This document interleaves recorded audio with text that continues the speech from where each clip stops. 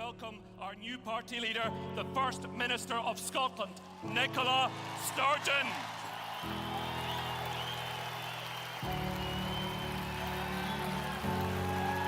Wow! I will be First Minister for all of Scotland. Regardless of your politics or your point of view, my job is to serve you, and I promise that I will do so to the very best of my ability. The risk to Scotland's European membership is not independence, it's the in-out European referendum that the government of which you are a part is proposing. Yet another piece That's of negative the risk scaremongering to from Scotland's Nicola membership Sturgeon. of the European They've Union. been saying this for days now. They want to try and pretend You that said if we on stay as Sunday. the United Kingdom, we will be out. The notion of the UK as a voluntary partnership of nations, if it ever was a reality, is no longer a reality. Conference, delegates, friends. Friends, I've delivered a fair few conference addresses in my time. I've never delivered a conference speech like this. The Tories at Westminster had set fire to the UK economy, and their counterparts in Scotland were urging me to pour petrol on the flames. The Tories really are a bunch of reckless hypocrites. So let's remind ourselves that this paradise of the United Kingdom has an enormous national debt that has been created by the self-same people that tell us we should not be independent. But if we really want to become a greener, fairer and wealthier country, we must become an independent country. As an independent country, we can be decision makers, partners, bridge builders. And we have a right, if a majority of us want it, to choose that future.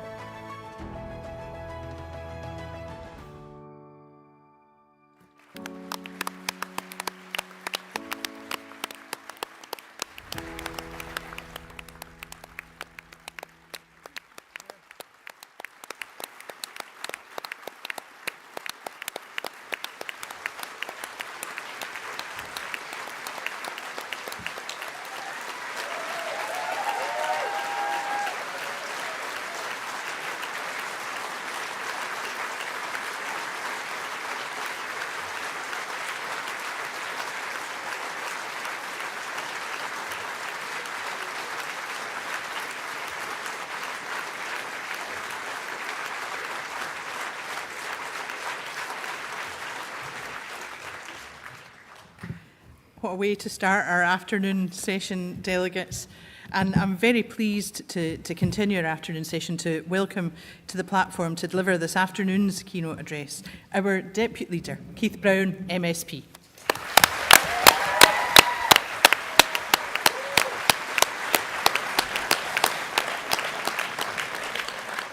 Thank you very much, Convener. And I know that we have just done this, but for 16 years, I've wanted to tell Nicola Sturgeon to do something and never felt able to get away with it.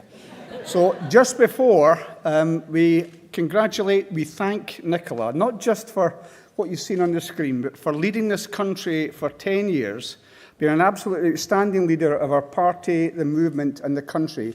Can I ask Nicola to stand, and then can I ask you to make your voices heard in your appreciation for Nicola Sturgeon, MSP.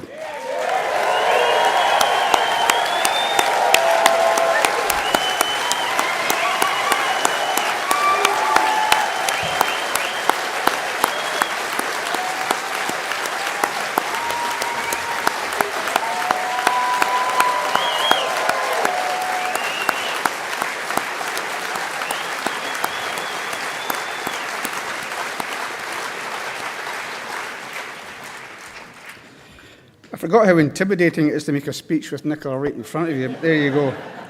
Can I say there was another person on the video that we've just seen, and many people in this hall will know Nicola and John Swinney very well, but I think unless you were in government, I'm sure Mike would confirm this, unless you were in government, you would see about 1/10 of the effort and work that they put into the job that we asked them to do.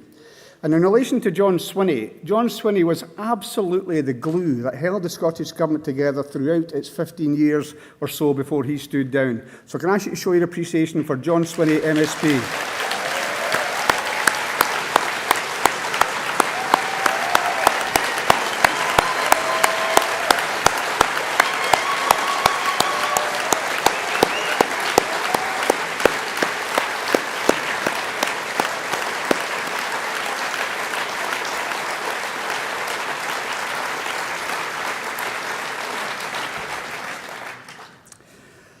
So we have just mentioned two of the giants, both of our party, of our movement, and of course of politics in Scotland. But there is, in my view, a third giant emerging amongst our ranks.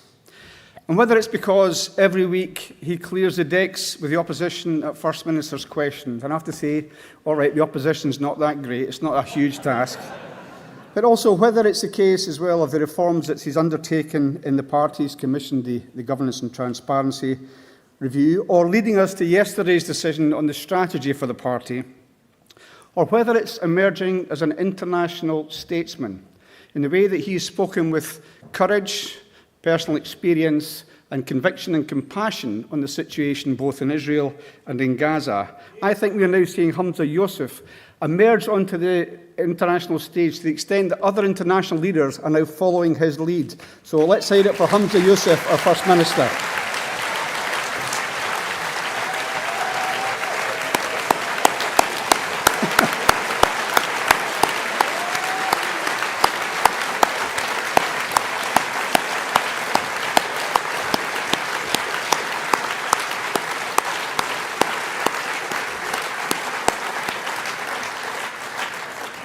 You're getting your exercise today, folks. The theme I'm developing is one about the people that we have in our party and our movement and the outstanding quality that we have within our party. And I want to quickly mention, you never know if you get these chances again, so I want to quickly mention two or three other people. First of all, somebody that most people here will know because she was at every by-election for the last 20 years, she was at every conference, always smiling, always gossiping, a lifelong nationalist who lost her battle against cancer earlier this year. Can we hear some appreciation for Irene Hamilton?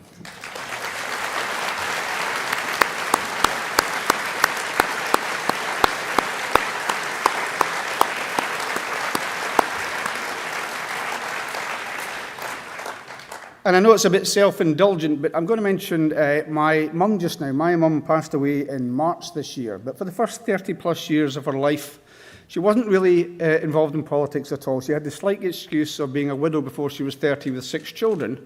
And then she moved to the southeast of England for 30 years.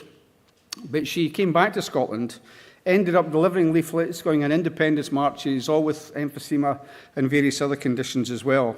And I was reminded of this because when I left the hall yesterday, somebody from Edinburgh Pentlands mentioned the fact he'd been at my mum's funeral back in March. And he mentioned the fact that he'd gone round to her house for leaflets for her and my brother, and the smoky environment of my mum's front room. And I mentioned the fact of the folder she always kept beside her on the settee, which was chock-a-block full with correspondence from the BBC because she refused to pay her BBC licence fee for a number of years.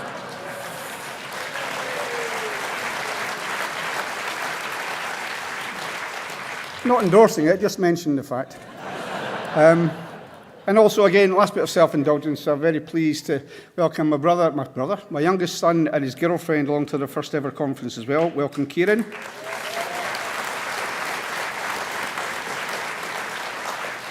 And the last person I want to mention just now is somebody who's been through a real tough personal experience over the previous weeks and months. We all know that Rutherglen was a bruising result for us, but one thing we discovered was a shining diamond in the person that stood for our party, who was compassionate, measured, articulate, and a fantastic ambassador for the SNP, Councillor Katie Loudon.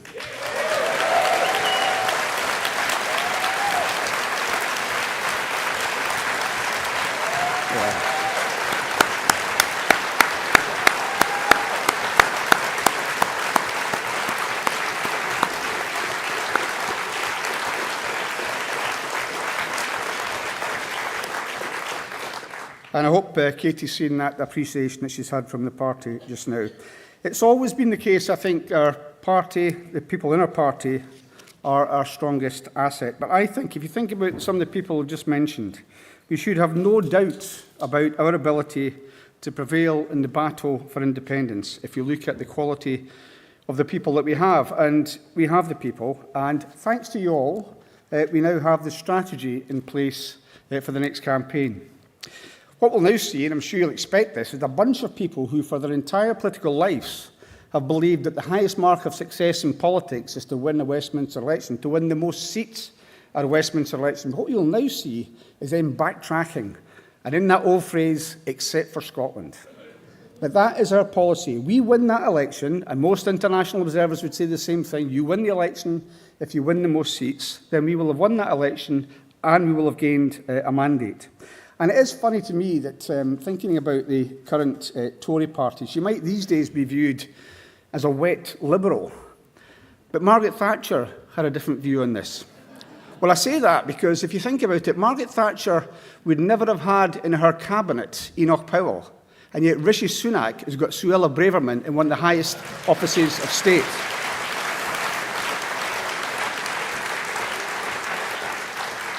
But the point is, Margaret Thatcher was explicit in recognising the fact that if we win, the SNP win a majority of seats at a Westminster election, that is a mandate for independence. So we have to bear that in mind when we see the people that are about to come forward saying, no, it doesn't count for Scotland. And talking about the Tories, here we are in the sunny uplands of Brexit Britain. Can you just feel the warmth of Brexit Britain? We've got the highest ever debt. We've got the biggest ever drop in living standards. We've got the highest taxes since World War II. We've had billions squandered on mad monetary experiments. All of this to be paid for by pensioners, the poorest in society, paid for by mortgage holders, by businesses, by communities, paid for by public services. The UK under the Tories is in a spiral of economic, political and international decline.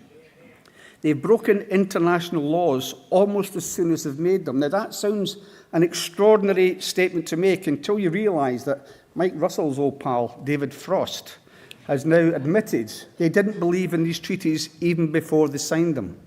So the bad faith that they've shown to all the international community, to the British public, tell them this was the best deal since sliced bread, it was a done deal, when they didn't even believe it themselves. That shows the level to which the UK is currently sinking. So that's how it is under the Tories. But we're told a change is coming. They say Labour are going to make that change. So what is the change that Labour is offering? And how will it be different from Tory austerity?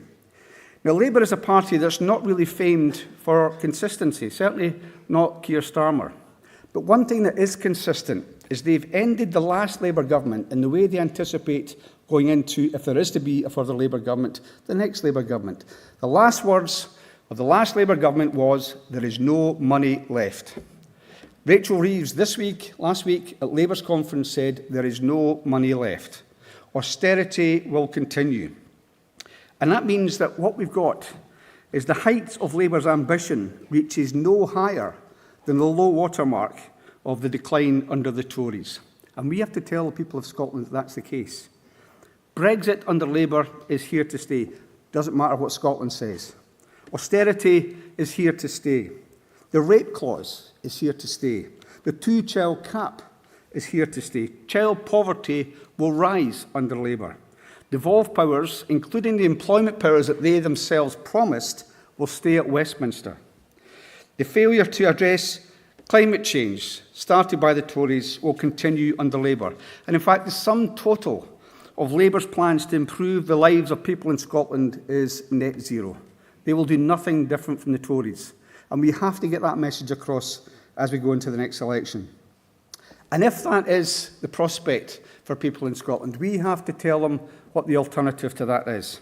Where is the hope for families, communities and businesses who are now and have for many months been really struggling? Again, as we've said so often, in one of the most energy-rich countries in the world, people that can't afford to put their heating on. This morning on the radio, talking to people that can't afford to have a shower for their children in the morning. So if you want to say what the alternative is, then we could do far worse than, as others have done, point to two other countries, Ireland and Denmark. They are more equal, they are happier, they are more prosperous. In fact, Ireland's been struggling over the last few weeks to think what it's going to do with the billions of pounds of surplus that they can disperse to help the people in their country. The difference, of course, between them and Scotland is that they are independent. And if we want to be out of an isolated, austerity-obsessed Brexit Britain, then the only answer is independence.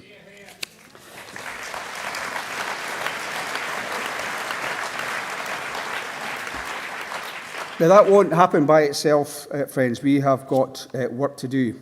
The next election in Scotland will be a clear choice between that Westminster control, the ugly twins of dismal futures in Labour and the Tory. But we have to make sure, and this is our task, nobody else's, to make sure that people of Scotland realise that they can escape the chaos of Westminster mismanagement, whether it's the hard right economic destruction of a Tory budget. And let's be honest, we can say in all sincerity, without fear of contradiction, this is an extreme right-wing government that we are dealing with. From the hard right economic destruction of their budget to the lurch to the right from Labour on everything from workers' rights to immigration. Now, with the party united behind the independent strategy which we have agreed, our job is to take the substance of that independence debate to the people, to build and support and then to deliver independence.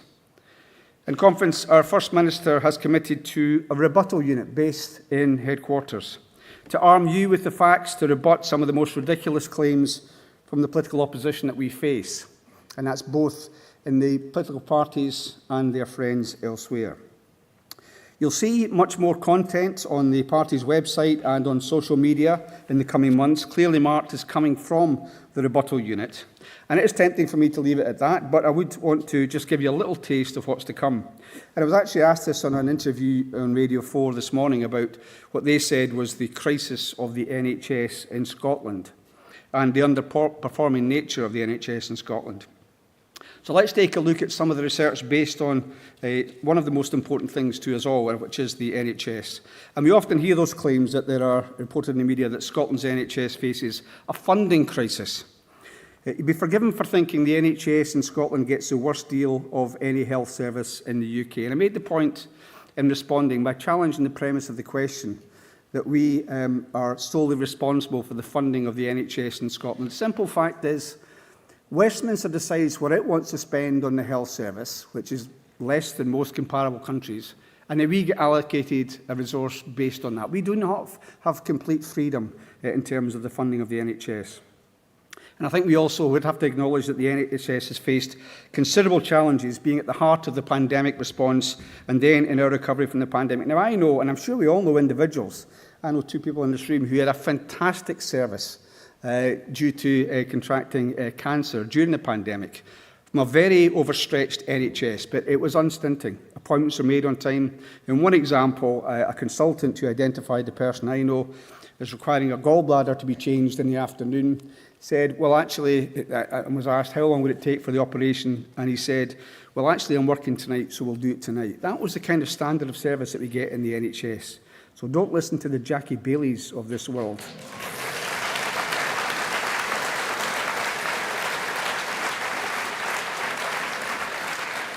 But independent research compiled by the SNP rebuttal unit shows a very different picture. In Scotland, your SNP Scottish Government funds frontline NHS services to the tune of £3,377 per person.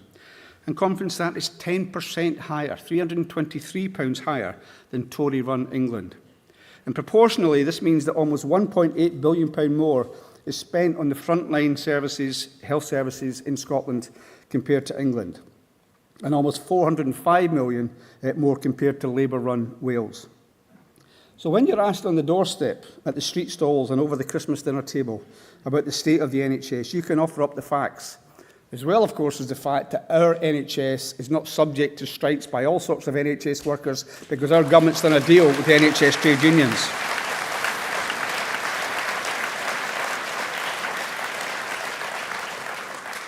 But friends, once the information like that which I've just mentioned is published by the rebuttal unit, it's going to be over to you. There's no rebuttal unit in the world that can respond to all the stuff that's said about the SNP.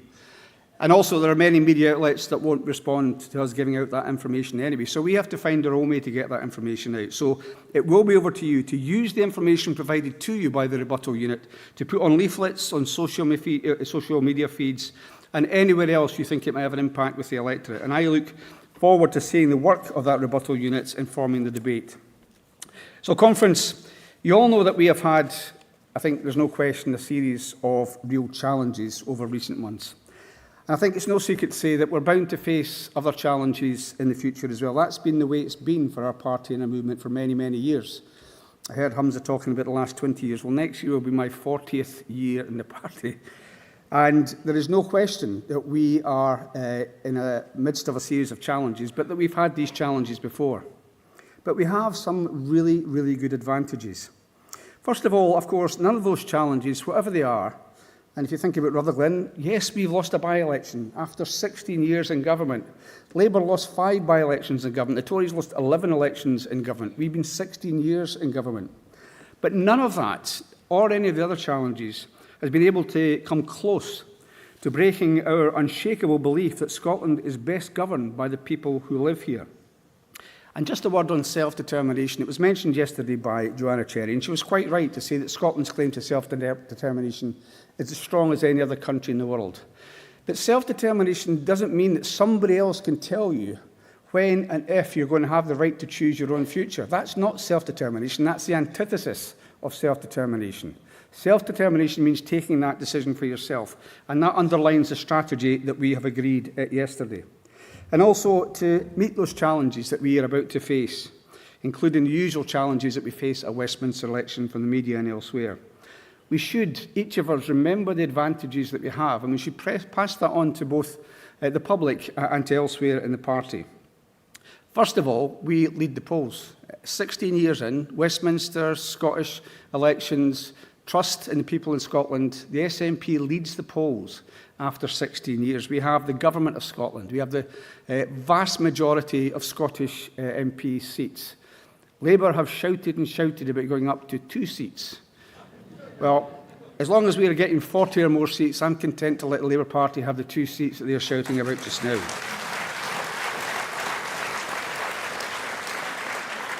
So we should bear in mind that's the context in which we're talking. But the other things which are very important, first of all, we have the strategy now. And as you heard from a number of others, now we've got the strategy, now it's a question of selling that, making sure people in Scotland realise the implications, the benefits that they can get for voting for the SNP at the Westminster election. So we have the strategy.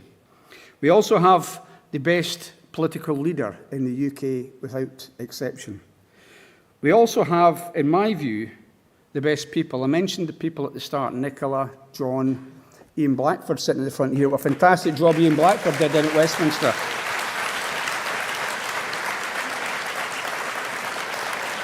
Yes.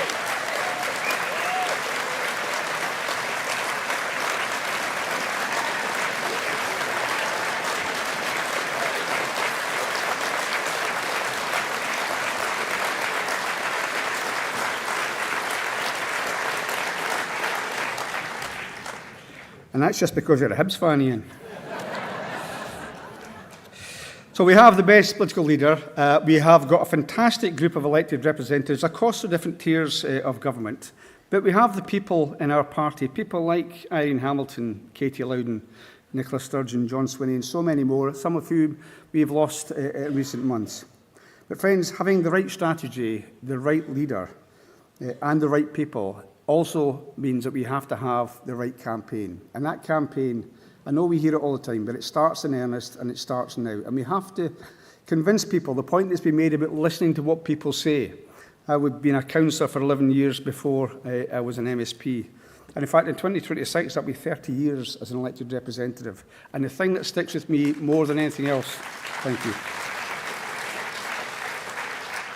The thing that sticks with me more than anything else is the fact when I was elected as a councillor in a by-election by the almighty majority of 4, I realised that the community that I represented was split in that respect, and many people were not SNP supporters. Now, I don't have any more powers of persuasion than certainly Nicola Sturgeon or many others, but over that time, I think my majority at parliamentary level is about 7,000 or 8,000 now.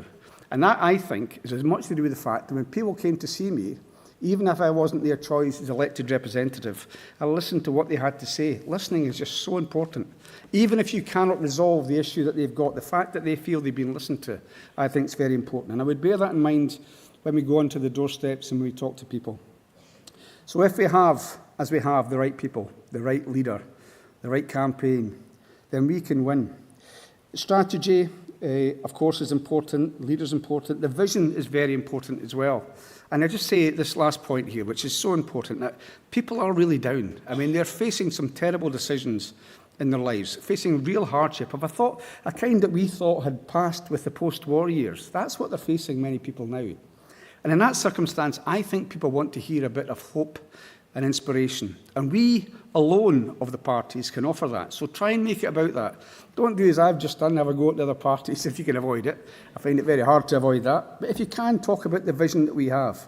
The way it can be, the way it is for people in Denmark and Ireland and other countries as the UK continues to sink down the league. The way things can change for them and their families, that's the most important thing. So we have all those things in place. We have that vision as well.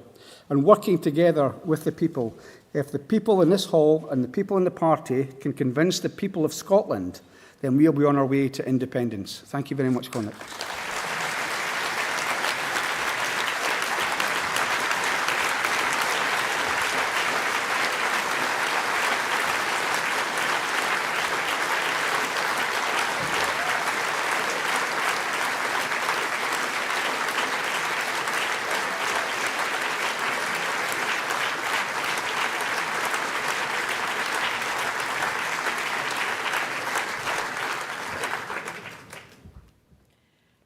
Thank you so much, Keith, for that keynote address. And delegates, that now takes us to the next of our resolutions. The next resolution we will deal with is resolution number 9, which is entitled Wastewater Monitoring. Please welcome to the platform to move resolution number 9, Councillor Dawn Black from Stonehaven and Mearns Branch, and Dawn will be followed by Ewan Lang from Aberdeen Central. Thank you, Convener. I'm here today speaking on behalf of my colleague and friend, Councillor Anouk Lockhart, who has COVID and is not well enough to attend today. Get well soon, Anouk. Conference. Media have reported that during 2022, there were at least 14,000 sewage spills directly into Scotland's rivers, lochs and seas, which is extremely concerning. Furthermore, the number of recorded sewage spills in Scotland has increased by 40% in recent years, while, as highlighted by the Marine Conservation Society, Scottish Water monitors just 3% of Scotland's storm overflows.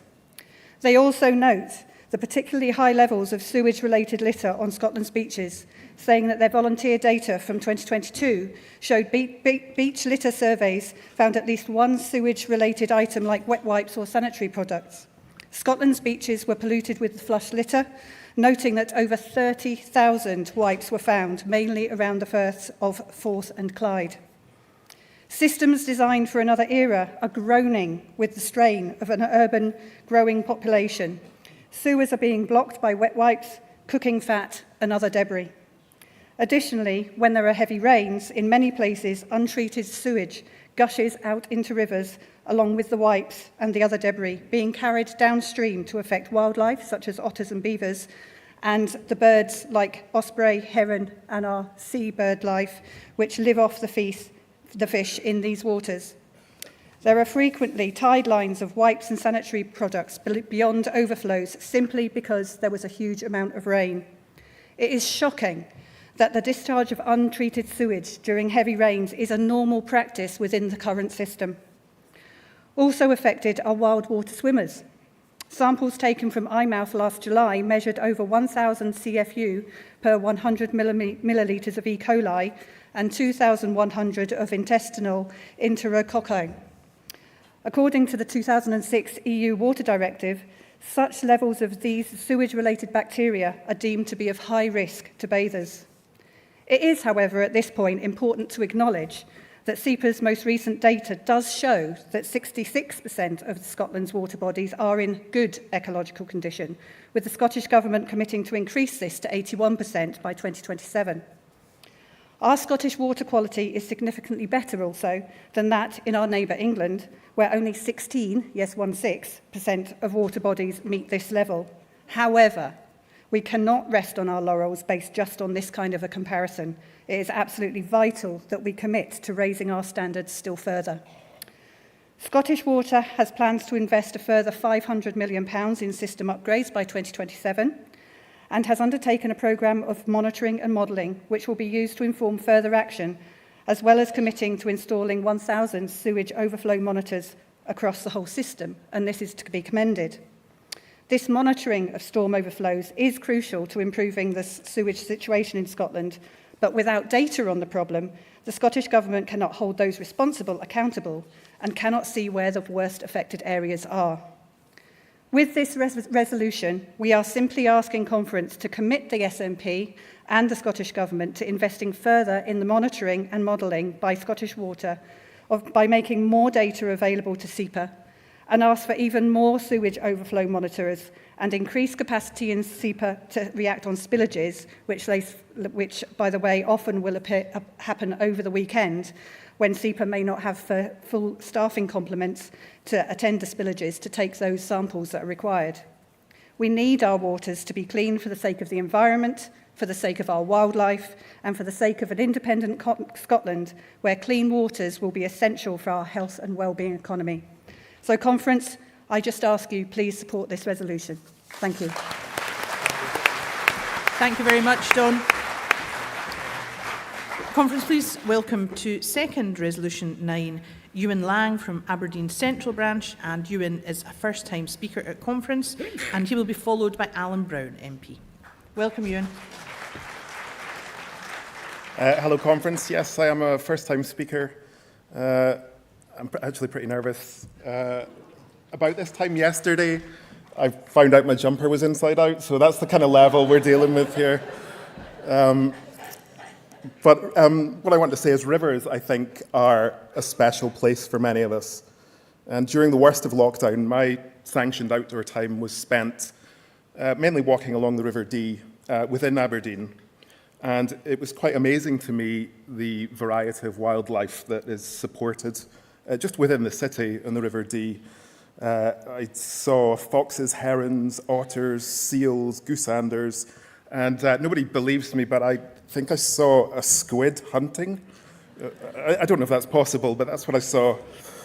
And so, you know, the Dee was a place that became good for my soul, and it was my daily dose of nature after a hard day during a difficult time. And I'm sure I'm not alone, Conference, in having such an attachment to a special place in nature. And so it was actually quite distressing when, after a storm one day, the entire area was covered in sewage. And it was quite clearly human waste from the littering of associated detritus that had been flushed and was now strewn around the riverbanks and pathways. I reported this to SEPA at the time. So waste pollution is actually, in our rivers and waterways, is a big problem. I've heard that along the River Eithin, local residents have encountered waste many times. Incidents are reported to SEPA, but often by the time an officer gets there, well, it being a river, it's been washed away. Scottish Water reports that 47,000 Olympic-sized pools of waste have been discharged since 2016, stating that larger sewers alone cannot solve this issue.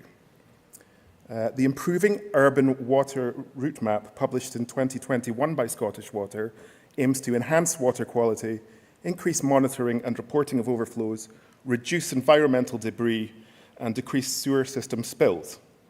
The improved reporting of data is the first step towards improved monitoring. However, as mentioned in the previous speech, last year there was spills into our lochs and rivers at least 14,000 times. Stormwater and waste are released into our seas and rivers through nearly 4,000 combined overflows, but in fact only 4% of these are monitored. Now, we don't need to monitor everywhere all the time, but we certainly need more monitoring, more targeted monitoring. This resolution asks the Scottish Government to make clean water in Scotland an absolute priority and to increase data collection by Scottish Water, and so that this can be made available to SEPA. With this, we can pinpoint more waste hotspots. And to achieve all this will require prioritising and increasing the capacity of both these organisations, being Scottish Water and SEPA, and providing them with the necessary investment. And finally, climate change may well result in more storms, which means more incidents and more damage to our precious natural environment. Conference friends, please support this resolution. Thank you. Thanks very much, Ewan. And the final speaker in resolution number 9 is Alan Brown MP, speaking in favour of the resolution. Welcome, Alan. Afternoon, Conference. I finally reached the pinnacle of my speaking career, getting to speak to you about sewage. It's a long-held ambition. It's a very important topic, and it's pleasing to see so many people here to listen to it. Now, I've got a confession or an interest to declare. I actually worked for Scottish Water, and I worked in the water industry for 23 years before coming an MP, and I was a wastewater design engineer. So I come at this from a slightly different perspective from the previous two speakers, but clearly I'm speaking in support of the resolution. Now, on the face of it, raw sewage being discharged into our rivers and seas is clearly disgusting. There's no excuse for the sewage debris getting washed up along our shores, as is highlighted by the previous speakers. But there is also a reality in terms of what combined sewer overflows are. There are safety valves for the sewer system to stop the sewer system flooding, because if it floods our homes. That's a reality, and that's why we need combined sewer overflows. And if they're designed properly, it's actually 90% rainwater that gets discharged into the rivers or seas, and there should be screening to prevent wipes and other debris getting discharged. So, Conference said I worked in the water industry, so in my day job, I actually designed and project managed sewer flood alleviation schemes, and I saw firsthand the effects of climate change and what it's doing in terms of increasing the frequency of flooding and the number of homes that sadly do get flooded by sewage. And you can't imagine anything more disgusting than sewage flooding into your property. So yes, we certainly need more money invested in upgrading our sewers, we need more storage, and clearly, as this resolution says, we need more monitoring so that we actually get an understanding of the bigger picture. And also in terms of monitoring, we need SEPA to continue to do wastewater quality modelling, but actually quality sampling of the rivers and seas so that they can identify where the problems are as well. Now, I want to draw a comparison between Scotland and the rest of the UK. Whenever there's an outrage about the ongoing sewage pollution down south, we've got an army of trolls up here saying, well, Scotland's just as bad. Now, Conference, like many other things, we are not just as bad. And while sometimes it's said we can't just compare ourselves to England, there is a fact that, as was said, 66% of Scotland waters have got good ecological status. The figures I have, it's only 14% in England, but England's in a downward trajectory, where Scotland is in an upward trajectory with the right investment. And Conference, if I give you one of the what did the EU do for me type questions, well, I can tell you it was EU regulations that actually forced the Tory government in the early 1990s to have to upgrade sewer systems. If it wasn't for the EU, we'd still be pumping raw discharge. Anybody that used to visit Ayr Beach, you might remember there was a big pipe in the middle of Ayr Beach. What that pipe was doing was taking raw sewage from the town of Ayr and discharging it just beyond low water mark. So people used to go there, families, on their nice day out with the kids, and the kids were going in and paddling and bathing that sea that was literally full of raw sewage. So times have moved on, but the Tories fought that tooth and nail. So can you imagine now in Brexit Britain, where people in England are meant to rely on the Tories holding the private water companies to account? Now, that's private water companies that have paid £51 billion in dividends since we're privatised. £51 billion taken out the system that should have been taken out the pockets of bill payers that should have been reinvested. Thames Water are on the verge of bankruptcy with half their £15 billion debt equivalent to dividends that have been paid out. And of course, we now know Keir Starmer has reneged on a pledge to renationalise English water companies. You know what that means? That means less Barnett coming to Scotland, the money that we could have reinvested in our sewer system and done further upgrades. Now, our bills from Scottish Water, publicly owned company, is 10% cheaper than down south, but down south they want to increase their bills by 35%, taking them to over £600 a year. And another big difference, Conference, in Scotland is that housing developers have to pay for sewer upgrades to facilitate their developments. In England, the liability falls on the bill payers. So it's another example of trickle-up economics under the Tories down south. So Scotland, while supporting this resolution, we should be grateful that Scotland's waters are in Scotland's hands, and that's a metaphor for so many other things. Thank you, Alan.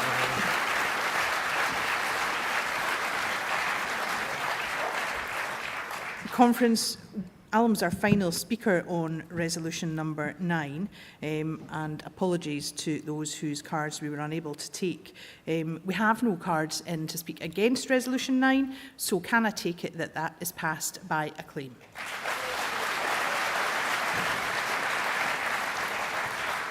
Thank you, Conference. So we'll now move to our next resolution, resolution number 10, which is entitled Rural and Island Connectivity.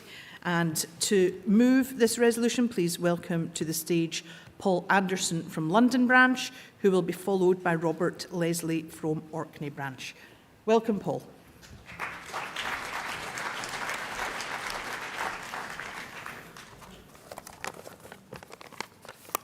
The joys of papers not working properly. So, well, first of all, it's great to see everyone here today, and it's a pleasure to be bringing forward this resolution before you. Just before I begin, I'd like to say a quick note of thanks to our own working group in the London branch and also the working group of the Policy Development Committee, which has helped to develop this resolution. And it's good to see that, indeed, our membership is helping to drive our own party's policy. As I stand up here, though, to talk about this resolution, I'm sure we're all aware of many of the well-publicised connectivity issues that might have been belying rural and island communities. I'm not here to repeat any of that criticism. Instead, I'm here to talk about potential solutions, because that's what we're all about. We're here to deliver for the people of Scotland across our whole islands and across our whole nation. And of course, the great thing is that the Scottish Government is working hard to deliver. We've had the Borders Railway was reopened in 2015. More recently, we have the off-peak rail fares, the peak rail fares have been now scrapped for a few months at least, and hopefully that trial will be a success. That's to help our own communities with the cost of living crisis. Further back, we've had the EU, which delivered for our communities in a way that the UK's postcode lottery of levelling up funds just will never deliver at all.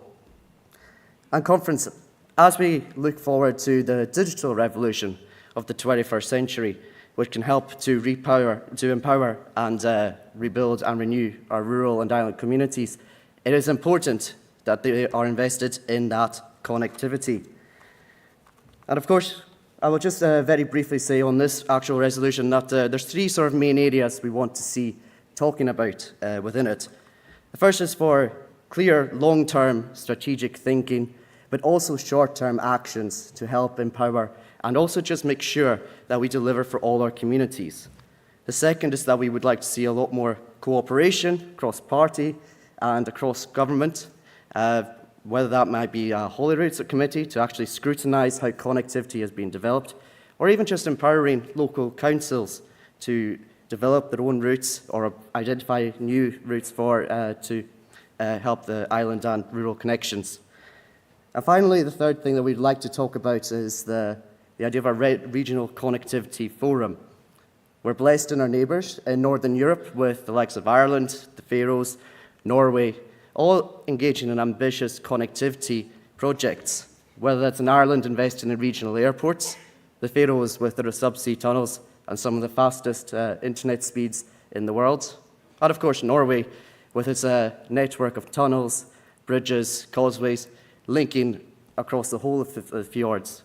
Friends, there's a lot we can learn from them, and of course it'd be great to see Wales is even part of that, given that they are suffering the same challenges as ourselves under this unequal union. So in conclusion, Conference, we will all know that independence is going to be the means for us to deliver the powers to actually help our communities and enhance connectivity across our islands. But right now we can actually look at laying the foundations for that, look to ourselves, use the tools at our own disposal. Because I believe, Conference, that our rural and island communities have a great future ahead of them, as we have discussed already this morning. But Conference, we must invest, and we must invest now in their connectivity. And as a final point, I would very much encourage you to support the amendment from my friends in the Western Isles. As you can tell, I don't quite have a London accent. So please, thank you, and please support the resolution amendment. Thank you. Thank you, Paul. Delegates, please welcome to the platform to second resolution number 10, Robert Leslie from Orkney branch, and Robert will be followed by Susan Thompson.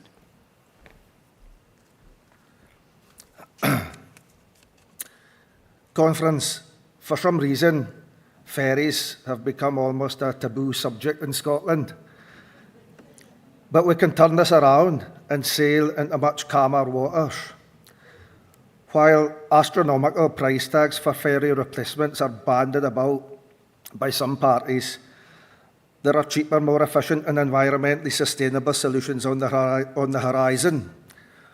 Orkney's already loaned its best catamaran to the Western Isles, and I'm hearing that they're thankful for her when she's running.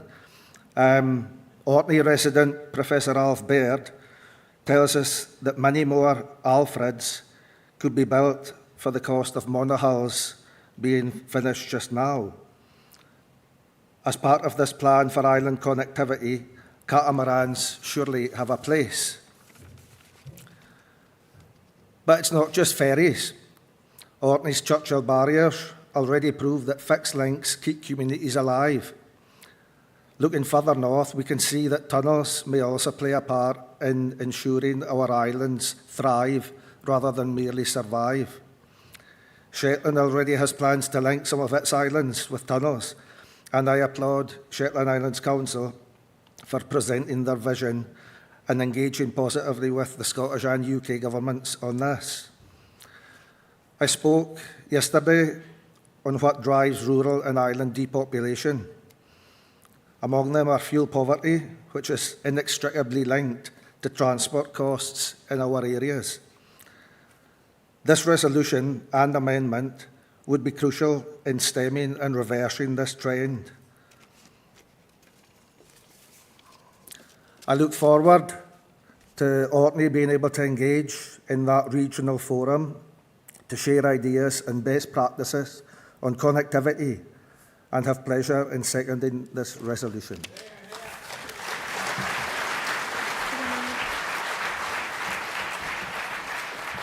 Thank you very much, Robert. Our next speaker speaking in favour of the resolution is Susan Thompson from the Helan and Yar branch.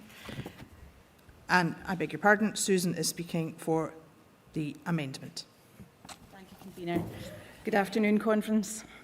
Robust, reliable transport links other than ferries will be vital to island communities if we are to address the challenges that we face.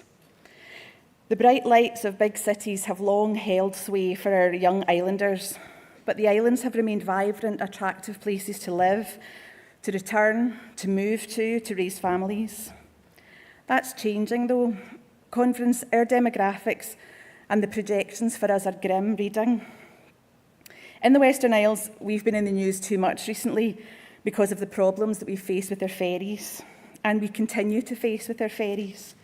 The new ferries, when they arrive, when they come into service, will be a huge improvement to our connectivity. But ferries in isolation won't solve the problems of our island communities. We all know that the weather is changing, that extreme weather events are becoming increasingly normal. This is impacting maritime industry around the world, and our island communities are not immune to that. What it means for us is more ferry cancellation and delays, longer journey times with ferries unable to berth because of higher tides or swell, all the while burning more fuel, exacerbating the climate crisis. Without lived experience, it can be hard to imagine the impact on daily life of a cancelled ferry over and above the inconvenience. But let me assure you, when you live in an island, these connections are lifelines. When a ferry's cancelled, food doesn't get delivered, either to us or to the mainland, and we are world famous for much of our food and drink. Hospital appointments are missed and treatments are delayed. Doctors running diagnostic clinics are unable to get to us or to get back, and this impacts patient care and waiting times in an already stretched National Health Service. Tourists either can't get to us or can't get home, and that makes us a much less attractive destination in future.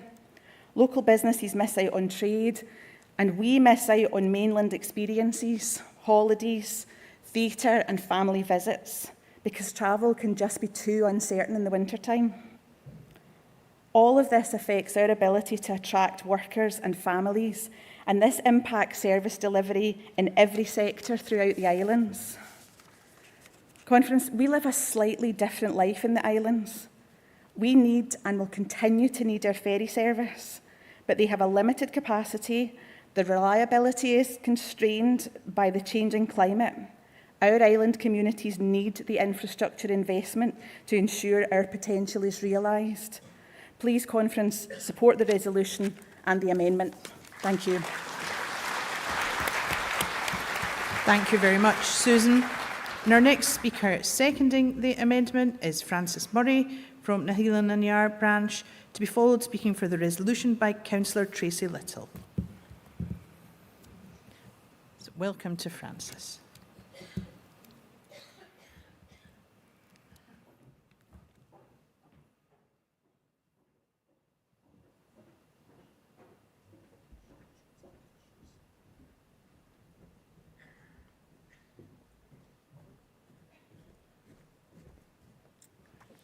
Conference, thank you. That's a long walk and a poor shoe choice.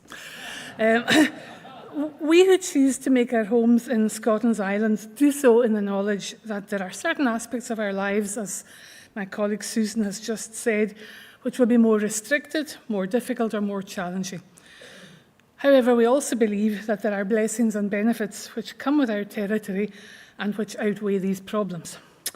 However, it is incumbent upon this party and this government to address the fact that depopulation in our islands is the single biggest threat to the continuing well-being of our communities, in common with other rural mainland areas, as Marie Todd and Lucy Beattie outlined this morning.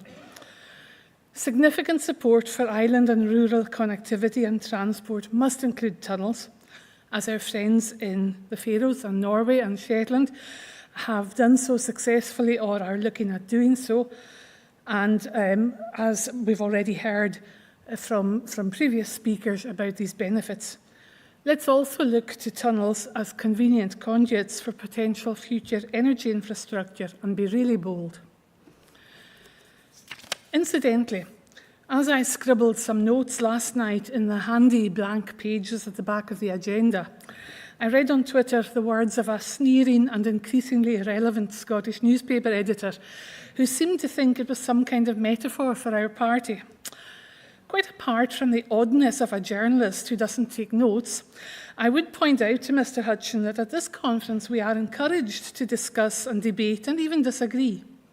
Perhaps there was no need to take notes at last week's stage-managed policy light but U-turn heavy event in Liverpool, but this is a party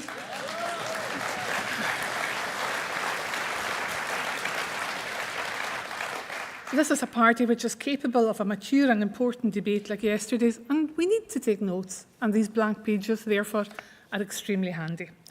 Conference, we thank the movers of the resolution for their acceptance of our amendment and ask you to support the amendment and the resolution wholeheartedly. Thank you. Thank you very much, Francis.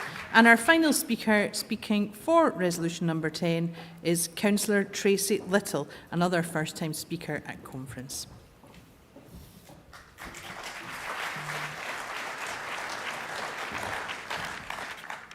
Good afternoon, conference, friends, delegates, colleagues. I wholeheartedly support and welcome this resolution. Transport connectivity, or the lack of in some regions, is a massive issue in our rural communities.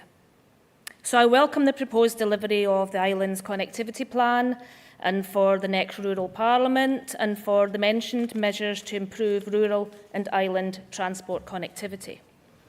But I ask conference, when considering strategies for the Highlands and Islands, do not forget the lowlands when seeking solutions.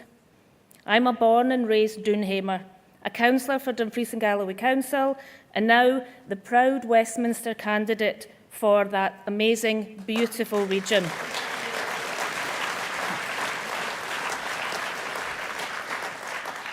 Currently Alistair Jack's seat. And I know that he does not appreciate and respect Dumfries and Galloway as I do. His absence is proof of that, his continued absence. But it is a region that very often feels forgotten. And please do not forget us regarding transport improvements. Using the ScotGov's Place Standard tool, in 2018 and again in 2023, Dumfries and Galloway Youth Work Services undertook a project capturing the voices of over 10,000 young people in the region, aged between 10 and 25. High on the priority list for our local young people were the concerns about transport. Now, we celebrate, rightly so, the free travel for young people under 22 right across Scotland. But the uptake in my constituency is very low because there's simply no buses. In fact, the bus network in Dumfries and Galloway is collapsing before our eyes.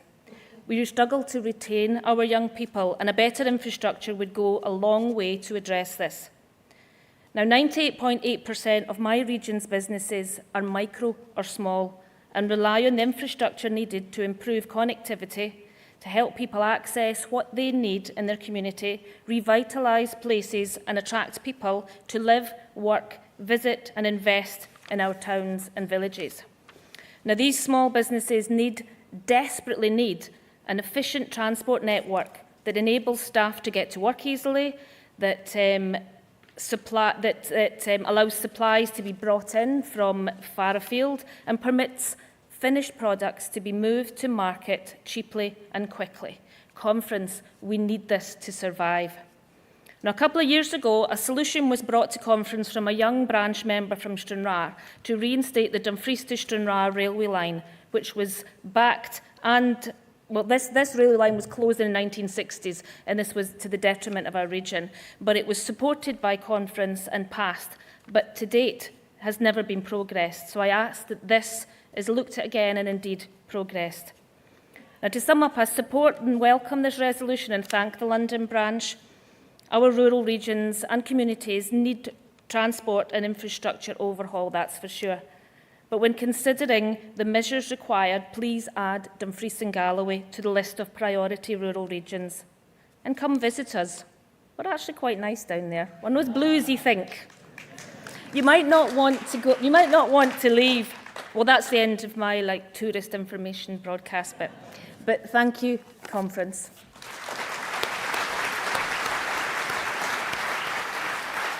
Thank you very much, Tracy. Conference, there are no cards in against on resolution number 10. So we'll move on to voting. Voting firstly on the amendment and then on the resolution. So if I can ask on the amendment firstly, all those in favour to please raise your cards now. Thank you very much. Cards down. All those against. The amendment passes overwhelmingly. Thank you. And if we can now move on resolution number 10 to voting on the resolution as amended. If I can ask all those in favour, please raise your cards now. Thank you very much. Cards down. All those against, please raise your cards. The resolution as amended passes unanimously. Thank you very much. Conference, that takes us now on to resolution number 11, which is entitled Protect Our NHS and Public Services. And to move resolution number 11, please welcome Councillor Glenn Reynolds from Deeside and Upper Donside, and he will be followed by David Curry, also of Deeside and Upper Donside branch. Welcome, Glenn. Good afternoon, Conference. Conference, it's a great privilege for me to suggest that we approve the resolution put forward by Deeside and Donside branch. And I do so not least because Deeside and Donside branch also sits within a constituency of West Aberdeenshire and Kincardine, which I will take back from the Tories next year in the general election and remove Andrew Bowie as the shameful Tory MP whose shadow casts little light in that area. Conference. There is a stark contrast, is there not, between Scottish Government's approach to the NHS as a publicly owned and operated service and that of the UK Government, whose privatisation agenda in England is growing ever more pronounced and damaging. Michael Matheson, in a session earlier this morning, and Keith Brown just now alluded to this fact, which is at the substance of this resolution. The reality of Westminster's health privatisation plans was made stark, colleagues, was it not, in light of the implementation plan of the Elective Recovery Task Force, announced in August by the Westminster Government. And whilst these plans directly relate to NHS England only, indirectly, the changes will inevitably lead to changes in our own funding settlement. And therein lies the rub, friends. Not just in terms of health, but privatisation across public services. Privatisation in England has an impact on Scotland. Now, we know that independence is the only way to protect the Scottish NHS. Devolved since 1999, and the Scottish Government has developed or maintained distinctive policies, but while devolution has allowed us to mitigate and protect Scotland's health and public services from the destructive policies of Westminster, as long as Scotland's finances are tied to those Westminster decisions, then every cut made to services and resources through privatisation in England has a direct impact on the budget available to the Scottish Government. That is something that we really need to deliver at the doorsteps. It will impact on supply chain activity in Scotland, may have implications upon our Scotland-based resources and assets and staffing, our infrastructure and its maintenance. This resolution conference asks the Scottish Government to consider how it can address the impact of Westminster privatisation in many public policy areas now, and how it can reverse through legislation or otherwise the damage undoubtedly caused by privatisation in England in an independent Scotland when we have the powers to do so. Friends, health is a good example to use. While Scotland has control over devolved healthcare policy, the UK government, as Keith Brown alluded to, still controls the purse strings. Cuts in funding have a real and tangible impact on both the provision of healthcare and the lives of people in Scotland as a result of measures in England. Also, as alluded to both by Michael Matheson and by Keith earlier, an investigation into the impact of austerity found that Tory cuts to the NHS led to just under 20,000 excess deaths in Scotland between 2012 and 2019. Additionally, meanwhile, the UK's new Internal Market Act would give Westminster the power to set up healthcare services and providers based on market access principles, without the consent of the Scottish Government.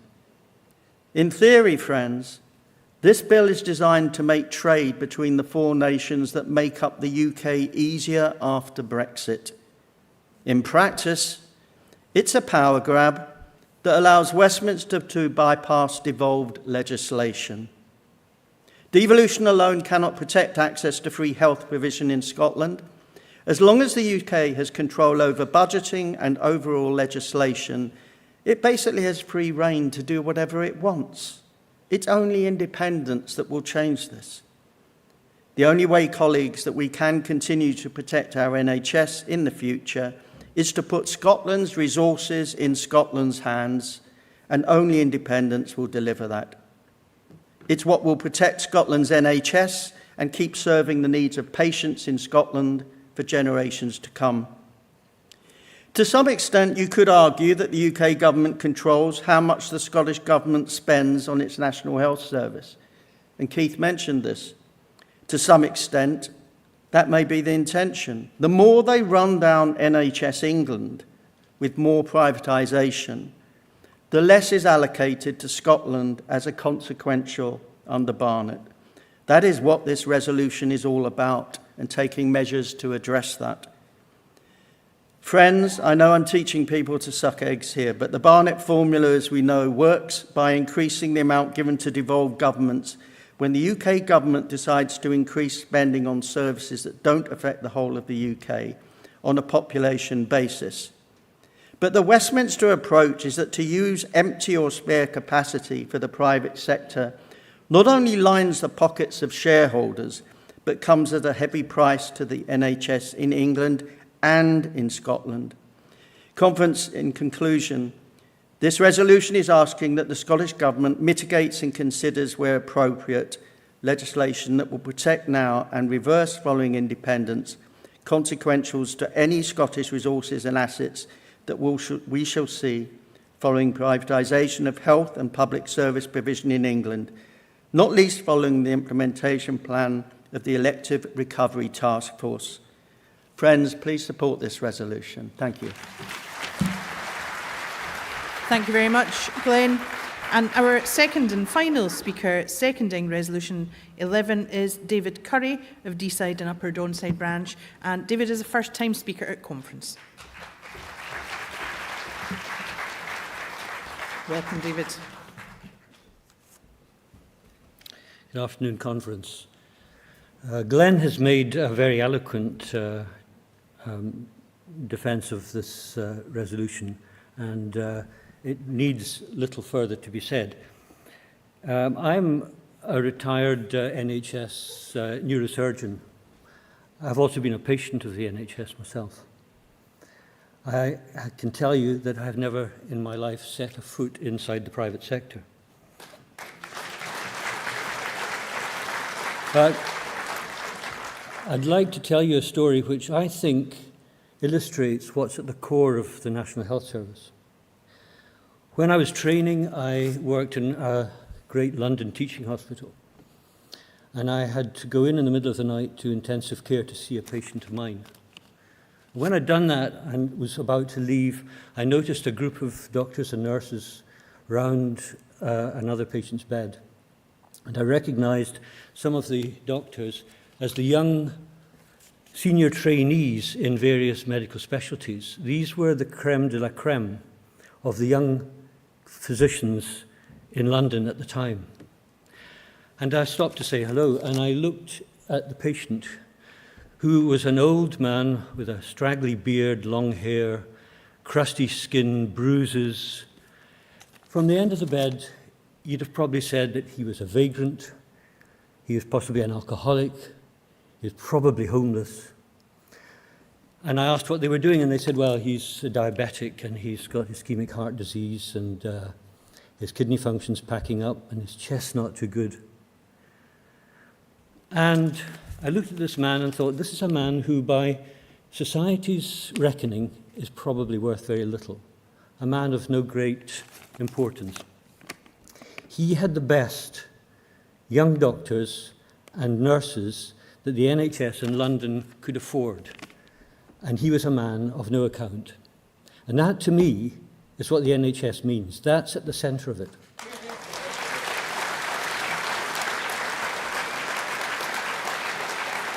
That man would not get a glimpse inside the private sector, but nor would many of our other citizens, the very old, people with chronic diseases, people with addictions, the disabled, people with chronic mental illness. They're not attractive to a business. What business is going to throw complex and expensive equipment at somebody who hasn't got the means to pay for it? But the NHS is not a business. The NHS exists to spend money, and the private sector exists to make money. That's the difference. Now, the Tories, as we know, are ideologically committed to the privatisation of everything that moves, particularly to public services and utilities. This is a party that has privatised gas, electricity, air traffic control, the railways, the post office, and the most basic utility that we all require, the supply of water, for God's sake, privatised. So it's not a surprise it's not far-fetched to suggest that the NHS is facing exactly the same treatment.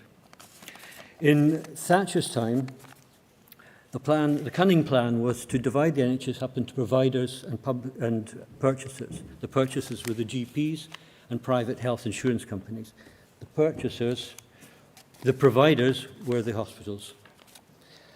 They created an internal market which we all had to participate in. That continues in England. The Labour Party continued it when they came into government in Scotland. The Scottish National Party, in its first government, under its two excellent health secretaries, one Nicola Sturgeon and Shona Robertson, abolished the internal market.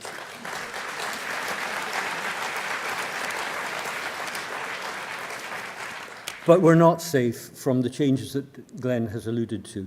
So it is vitally important that we pass this resolution, that we set obstacles to the further privatisation of the NHS in Scotland. Thank you. Thank you very much, David. Delegates, David was our final speaker on resolution number 11. We have no cards in against, and I wonder if I can therefore take it that this is passed by acclaim.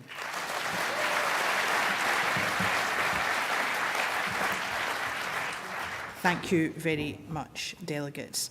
Conference, we spoke earlier on about standing on the shoulders of giants, and I wonder if we can come together now to remember some of those who've left us over the last year.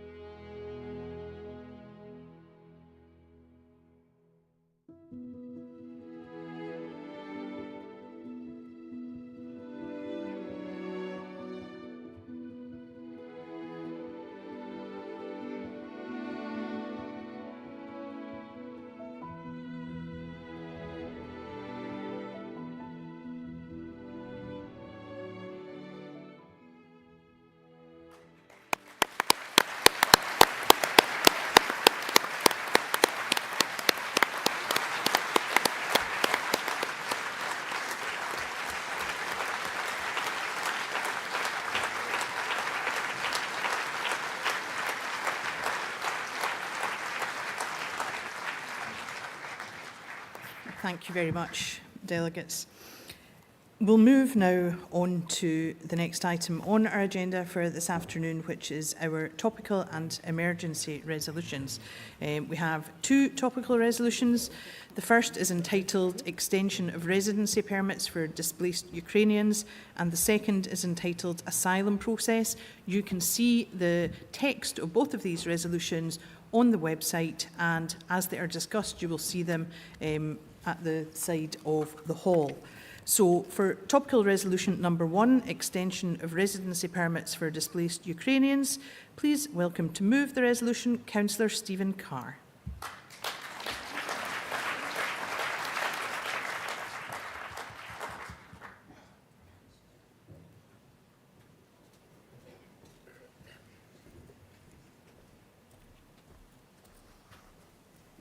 Thank you. Delegates,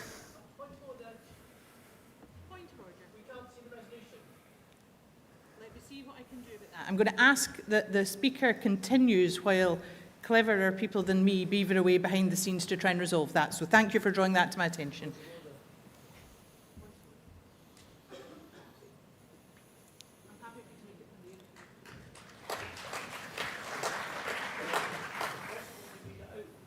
I'm sure it is possible. And if you bear with us for 1 second, we will get that organised. So hold your fire, please, Stephen, and we will get that read out as well as at the side.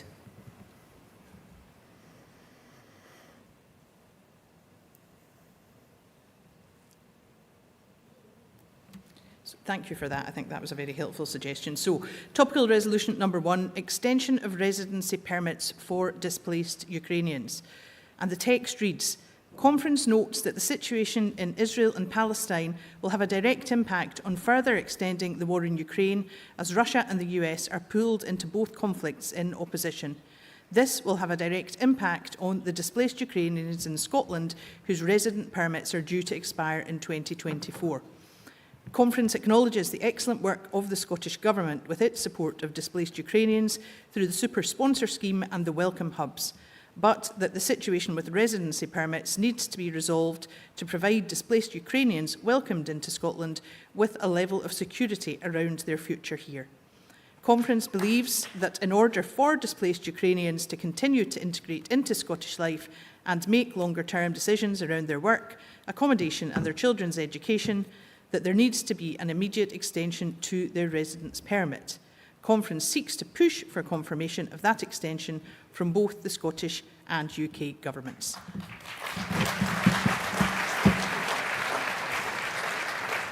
And again, welcome to Councillor Stephen Carr to move the resolution. thank you. Delegates, friends, we're all aware of what happened in February 2022. Many Ukrainians were forced to flee their homes due to Russian aggression. In March 2022, the Scottish Government launched the Super Sponsor Scheme to provide a safe sanctuary for Ukrainians fleeing that war. Once again, Scotland led the way, with a scheme that allowed Ukrainians fleeing the devastation of that Russian aggression to immediately come to Scotland. Not to wait in a war-torn country while a UK government tried to match them up with a host, but to immediately come to a country that was open and welcoming. And Ukrainians came, and they were welcomed, and they were promised a safe haven until it was safe for them to return to Ukraine. I speak to Ukrainians every week. They are grateful for that warm welcome. They are grateful for the support they have received. But friends, most importantly of all, they love Scotland. They love the country, they love the people, they love Scotland. They have homes to live in, they have jobs and they work alongside us. Their children go to school and study, with many of those children already achieving Scottish qualifications. But we have a problem. The resident permit they received upon entering Scotland runs out in 2024. There's no doubt that what's happening in Israel and Palestine will have an effect on the war in Ukraine. As Russia and the US go head-to-head, it's only going to lengthen the war in Ukraine. And unfortunately, that's also going to affect those Ukrainians that we have welcomed into Scotland. How can you make plans around your home, around your work, around your children's education, your future, knowing that next year you may be asked to leave the country? The answer is you can't. I know of parents of school leavers that are worried about having to make the decision of they're going into further education in Scotland or whether they need to return to a country still gripped in war for that further education. That's a decision they shouldn't be having to make. Ukrainians in this country need clarity around their futures. They know they're welcome here, but they need to know whether they're able to stay or whether a UK government will ask them to leave. Delegates, let's get them that clarity. Please support this resolution. Slava Ukraini. Thank you very much, Stephen. And to second topical resolution number 1, please welcome Councillor Graham Campbell.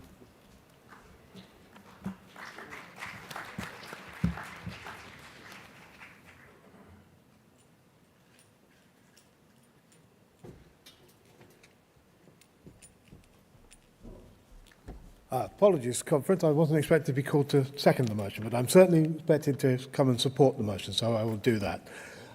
First of all, thank you to Councillor Carr, whose work is well known to all of you, also many of you, in terms of the work of the Dnipro kids. So first of all, some massive applause for that, and for the solidarity he's given to the Ukrainian people over many years.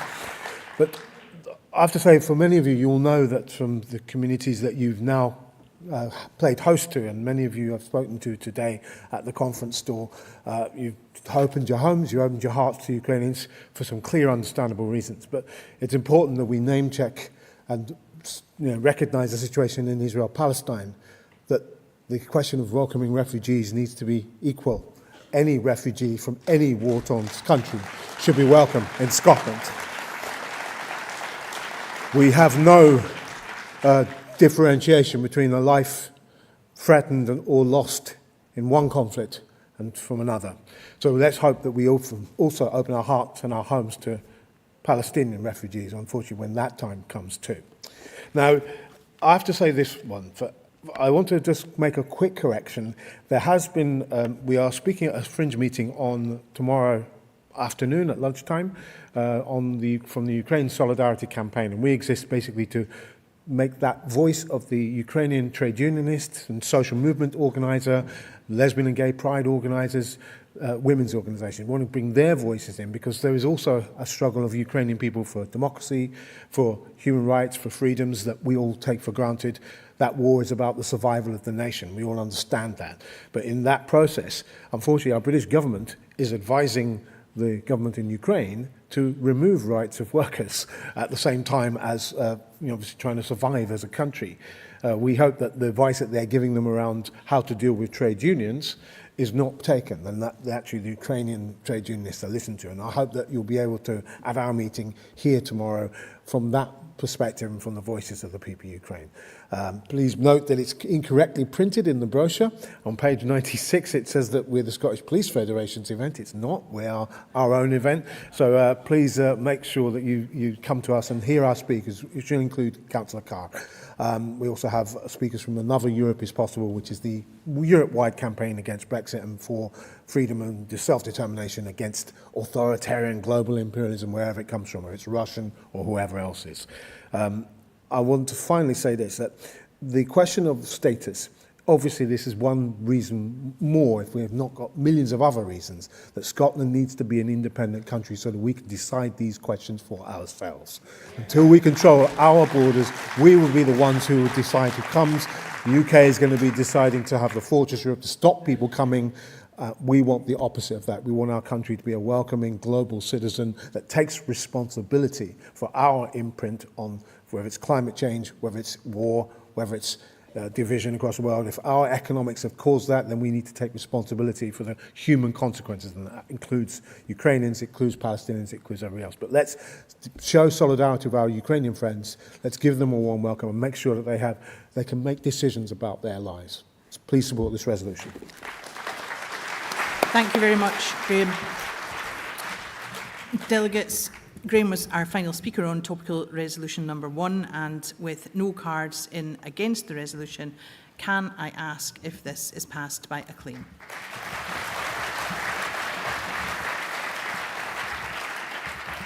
Thank you very much. We now move on to topical resolution number 2, which is entitled the asylum process. This will be moved by Councillor Susan Aitken and seconded by Councillor Alan Casey.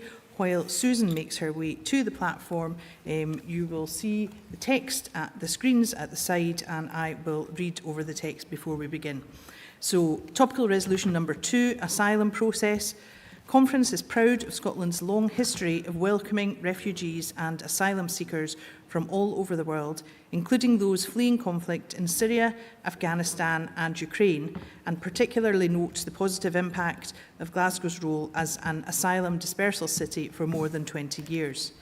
Conference agrees that the contribution of our refugee communities over successive generations has helped make Glasgow and Scotland the successfully diverse places they are today. Conference condemns harsh and punitive asylum policies pursued by successive Westminster governments, both Tory and Labour, and in particular the hostile environment policies promoted by Tory Home Secretaries in recent years, and agrees that sending those seeking asylum to Rwanda to await a decision is cruel even by the standards of this current UK government. Conference is deeply concerned about new Home Office plans for a so-called streamlined asylum process, which would see 2,500 batch asylum decisions made by the end of this calendar year, leading in effect to forced homelessness for over 1,000 asylum seekers in Glasgow and destitution for those denied recourse to public funds following refusal of their applications. Conference is appalled that the UK Government has stated they won't provide a single penny in support to local authorities, and understands that this will mean a cost of over £50 million to Glasgow's homelessness and housing services, which are already facing unprecedented pressure as a consequence of the Tory cost of living crisis. Conference believes that this would cause a humanitarian catastrophe, not only for affected asylum seekers and refugees, but also for other vulnerable people in Glasgow who rely on these vital services. Conference understands that Glasgow City Council's SNP-led administration has urged the Home Office to immediately pause its plans and work with Council and Health and Social Care Partnership to put in place a planned, phased and properly resourced process which would avert the unacceptable human and financial cost of their plans.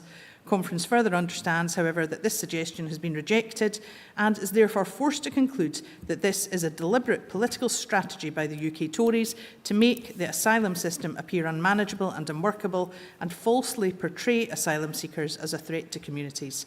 Conference deplores the UK Government's plans as an unwarranted attack on the well-being and welfare of asylum seekers, refugees and all people experiencing homelessness, supports Glasgow's SNP administration in its efforts to force the UK Government to urgently change course and pause its damaging plans in favour of a properly managed and humane asylum decision process, and fully backs calls for the immediate provision of adequate resources to asylum dispersal authorities across these islands. And to speak in favour of that resolution, moving the resolution, is Councillor Susan Aitken. Welcome. Thank you.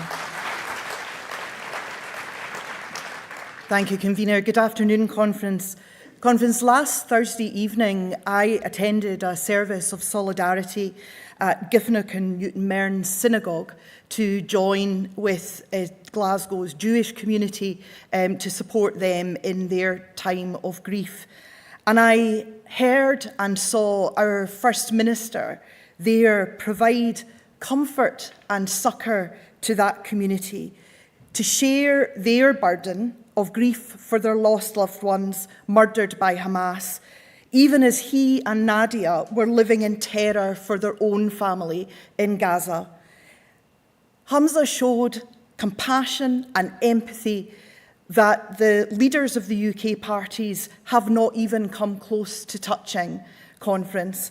And I am extremely proud that he is our party leader and our First Minister.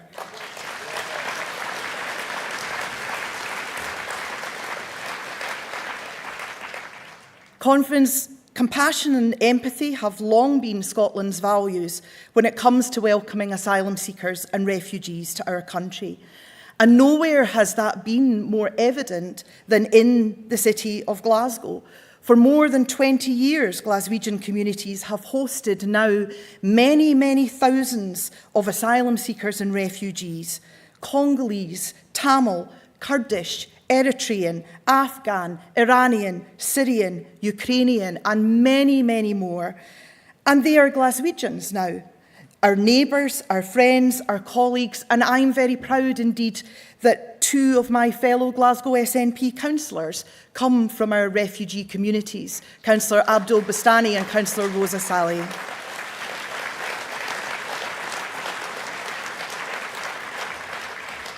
And it's in no small part down to the contribution of those refugee communities that Glasgow is the vibrant, diverse, truly global city that we know today. Sabir Zazai, the director of the Scottish Refugee Council, has rightly described Glasgow as a beacon of integration. But that successful integration conference has been despite the regressive and blatantly cruel asylum policies of successive Westminster governments, Labour as well as Tory. And their latest planned assault on the human rights of asylum seekers and refugees might be their worst yet. Many have been waiting for years for their asylum claims to be processed, thanks to Westminster government incompetence.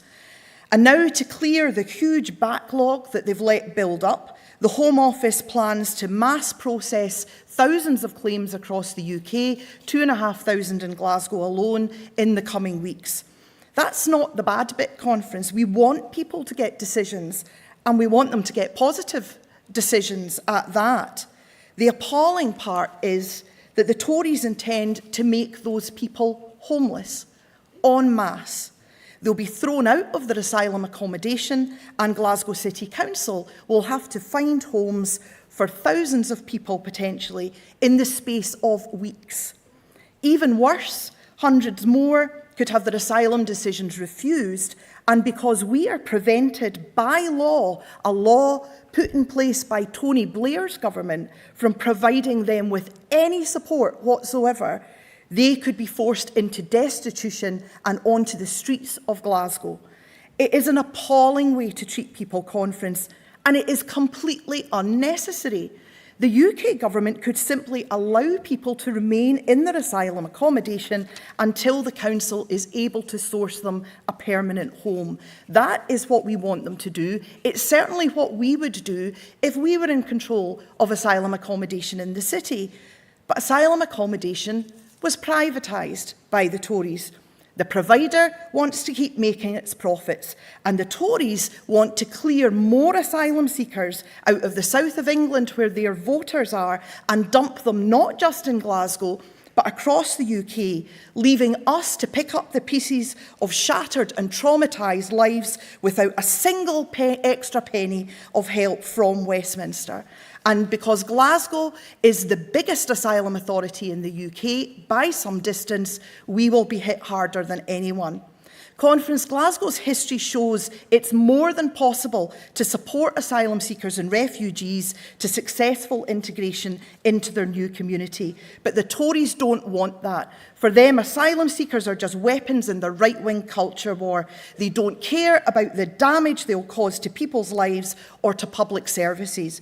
But we do care. We say it is utterly unacceptable to force people into homelessness. It is unconscionable to deliberately cause a humanitarian crisis, and it must be stopped.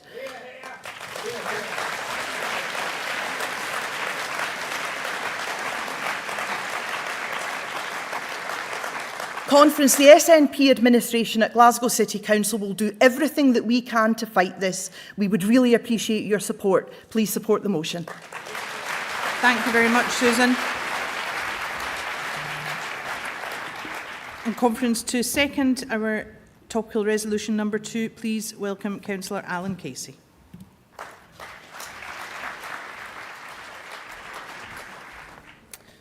Thanks, Convener. Good afternoon, Conference, and firstly, thank you to the Conferences Committee for accepting this emergency motion, because I know that we did discuss an asylum motion yesterday, but I do think it's really important that we do discuss this very emergency situation that we have facing us in Glasgow and indeed up and down the country. Colleagues, my friend Councillor Susan Aitken has outlined the very serious issue that we are facing in Glasgow, and of course we know we will not be alone in this. Up to 2,500 people at risk of immediate homelessness in Glasgow in a matter of weeks due to the deliberate decisions of the UK Government. 700 of those potentially destitute with no recourse to public funds. What a callous policy that is as well. This has the real potential to be a humanitarian catastrophe in towns and cities up and down the country. Now, of course, this is no accident. This politically driven disaster could be completely avoided if only the UK Government were compassionate enough to hear our calls and stop this chaos immediately. However, as we all know, this UK Government are devoid of any compassion whatsoever, and of course have told us that it will plough on regardless, despite the severe consequences their political choices will cause. The situation is stark. We're in real danger of having to commandeer sports and leisure centres and set up emergency-type accommodation, something that you only really see as considered during a natural disaster like a flood or fire, etc. That's the stark reality that we're facing in Glasgow. Another factor that we're currently grappling with is the huge cost that this will have on our already stretched finances. I know that local authorities up and down the country are already struggling, and the estimated cost of this fiasco to Glasgow alone is up to £50 million. That is just honestly impossible for us and would decimate other services. We have asked the UK Government to provide additional resource for this. Have they agreed to fund it? Of course they haven't. They've told us we will receive not a penny to cope with this situation. What an utter shower they are.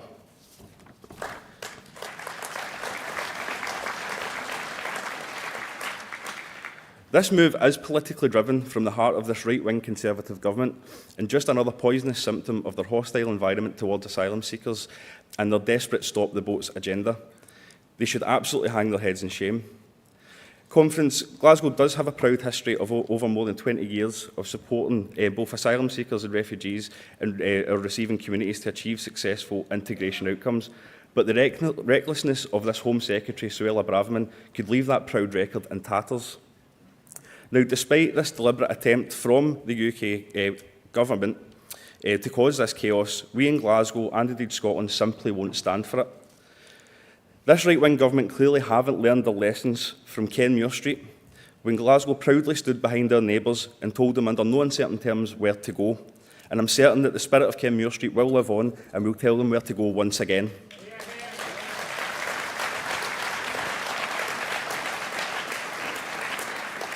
Friends, I hope we can support this motion today and send a clear message to the UK Government that this devastating plan must stop immediately. They must listen to everyone's desperate calls and get round the table with towns and cities up and down the country and pause these damaging plans at once. They must work with us on implementing a humane approach to the asylum decision-making process, which also must come with the adequate resources to enable us to properly manage this dire situation. Friends, I hope we can support this motion. Thanks. Thank you very much, Alan. Delegates, there were no cards in to speak against resolution number 2, and I wonder if I can therefore take it that topical resolution 2 is passed by acclaim.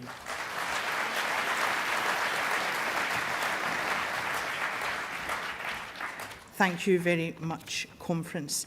That takes us into our internal session. So before we kick off with our internal session, I want to just give a minute or two for any external visitors to vacate the room.